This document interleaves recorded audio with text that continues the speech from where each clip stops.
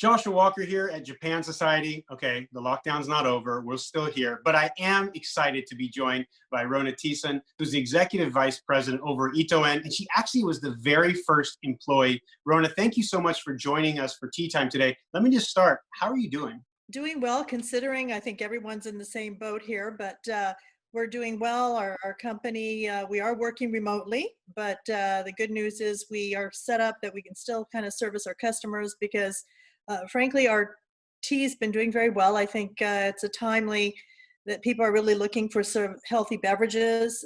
So green tea is what we're all about, and thank goodness things are going well. It's funny you mentioned that. I literally have Itoen tea right here. And one of the things I love about your tea is just how it's already sealed. So in an environment where you're caring about germs, you were kind of ahead of the curve. You've already mentioned that you're doing okay as a company, but you're also based here in New York, which a lot of people don't know about. How has this affected your operations and the supply chain out there? Well, our corporate office is in Brooklyn, and yes, in the news as you've been reading, of course, it has been sort of the epicenter. But the staff, majority of the staff have been working remotely, but we do have our DSD, which are the delivery, our drivers who do deliver to our customers, and we of course made a number of donations to the hospitals. And since you mentioned Josh, yes, the fact that our bottles are single serve and they're kind of hermetically sealed has actually been very much welcomed when we've been supporting all the healthcare workers during this time. And I'm glad you have your tea because, of course, I have my oyocha here as well.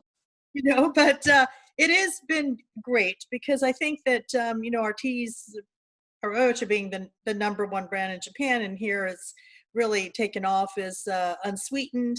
It has got all the full health benefits, the EGCG and the vitamin C. So it just seems timely. And also what Itoen is doing for the frontline workers. Could you share with us what's going on there? Well, it's been a great honor because we've been able to deliver our teas to the hospitals, to the healthcare workers, and that's been incredibly rewarding to see the heroes on the front lines. We delivered teas to Ijabit Center. We delivered to Northwell Health, which you've been seeing. They've been very much in the forefront and greatly, greatly appreciated. They are so happy. And, the first comment is that it tastes so clean. And the fact that, it's not overly, sugary, and it just is a much more healthy product. So we have had just so much gratitude from everybody. And we will continue to deliver because, it's obviously not over.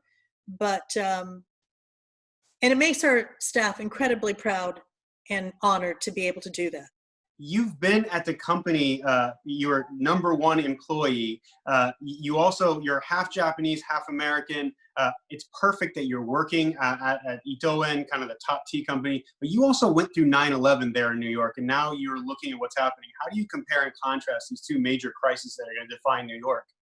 Well, ironically, yes, I am half Japanese, and I grew up drinking, Itoen tea. I've never been one who liked sugary sodas and so forth. So I was so excited when Itoen was coming to United States to launch, our teas here. And ironically, in the midst of our opening, 9/11 happened. And I remember, can imagine that day. I mean, everyone has it printed in their minds what they were doing at that time. And of course, I was 5 blocks away from 9/11. We had our pre-opening offices 5 blocks away. And of course, it was one of those days. It was, you can't even describe it. But I remember plopping into bed like 3 in the morning and thinking, who's going to care about a little tea store or tea at the time? It just seemed so insignificant, what was going on around. And of course, then I woke up the next morning and I went, wait a minute, it's because we are about tea. The fact that tea really represents sort of wellness and healing and hospitality and just, all that embodied in a cup of tea. And so it gave me sort of a renewed purpose and energy to sort of focus and get our tea out there. 9/11, of course, it was New York, and it did impact around the world economically and so forth. But, this pandemic is global. and that's a whole different sort of arena in a sense. But again, we have been pleased to see that there's been even greater demand for some of our teas. People are really looking for something that gives sort of a calming relaxation, kind of a mindfulness, and kind of takes them, because green tea does have the L-theanine, which is the amino acid, so it gives you that sort of relaxed state. So it's all been great to see that we are sort of experiencing an unfortunate time, but we're able to kind of feel like we're kind of here for a purpose. So that's been great. No, I love that. And, when we were thinking about what to name this series, to me, it seems so obvious. Tea is an opportunity to connect with each other. It's an opportunity to take a kind of step back, slow down for a little bit. This is kind of like the grand reset we're all going through. We all have more time to bake at home, more time for tea. But in Japan, it also has particular meaning. We are globally connected, but tea in Japan connects, whether it's the garden, whether it's the tea ceremony. Yes. How do you think about tea? I mean, it's been a big part of your life. Like, how else do you think about tea when you explain it to the average American? Well, I mean, tea in Japan, and Joshua, this, but the tea ceremony, the chado or the chanoyu, really is very deep rooted in the Japanese culture. And there's the four principle, it's wa, ke, se, jaku, which really kind of captures that whole spirit, tranquility and purity, and just everything about the tea ceremony is something that ironically is becoming sort of a lifestyle that people are embracing today. Kind of wellness and kind of being holistic and being mindful. And the Japanese have been practicing this for years, particularly through their tea ceremony. And UNESCO had washoku Japanese food was recognized as intangible cultural heritage.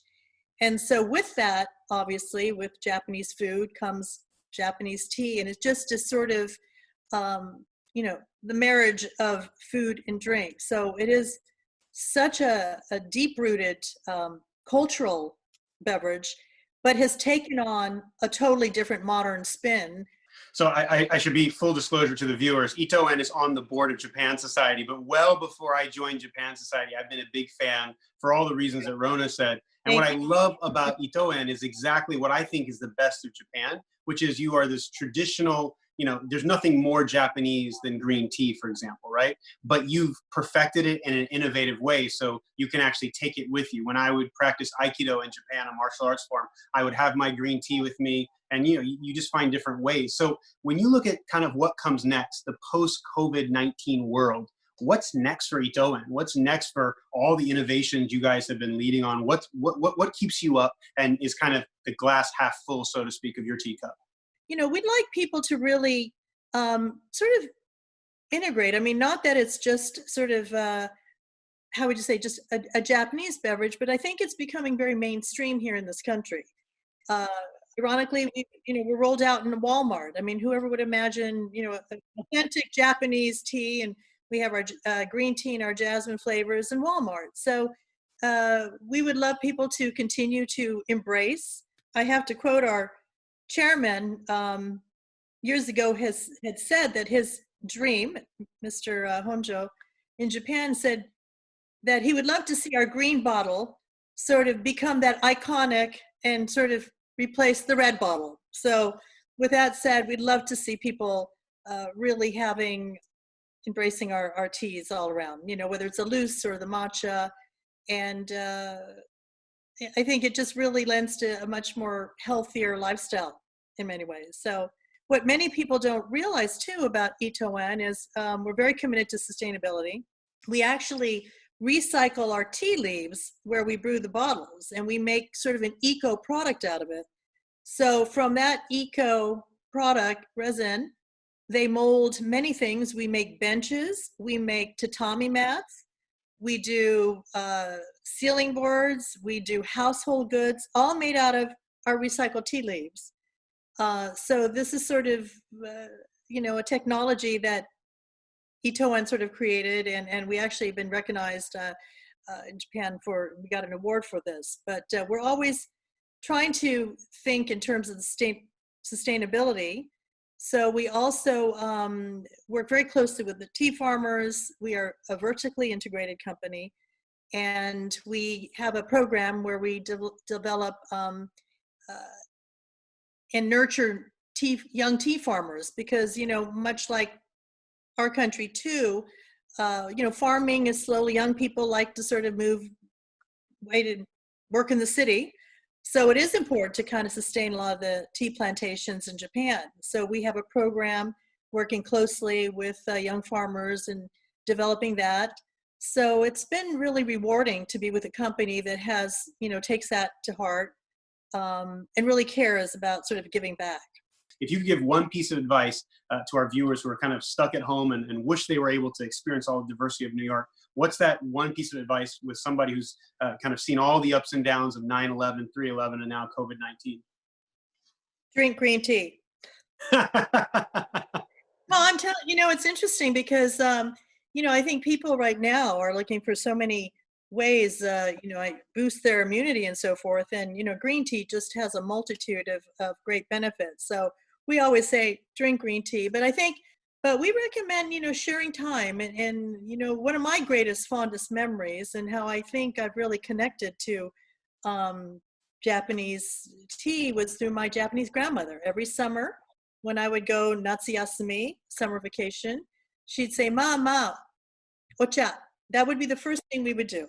And to sit down and converse and share time and exchanging stories. And, you know, I get such fond memories of that. So, you know, this is the time to kind of cocoon in, take advantage and connect with your family, friends, whether through Zoom. You can have a tea party through Zoom. I've actually been asked by some of our network that they wanted me to host a virtual cocktail party with tea. So with tea cocktails, you can do that too. So, you know, we really, really encourage, because as I said, the beautiful tea ceremony is about, you know, hosting and sharing conversation, but at the same time, having a moment of sort of inner peace and appreciating the small things. Absolutely. Well, Rona Tison, thank you so much for joining us. Thank you for what you and what Itoen are doing for our frontline workers. Hopefully we'll have many more conversations over all the different varieties of tea you have. We thank you so much for your support of Japan Society as well. Thank you, Joshua. It's such an honor. And I have to say, Japan Society has for years and continues to be doing amazing things. And thank you for all that you do for Japan and the US relations and all that. So thank you.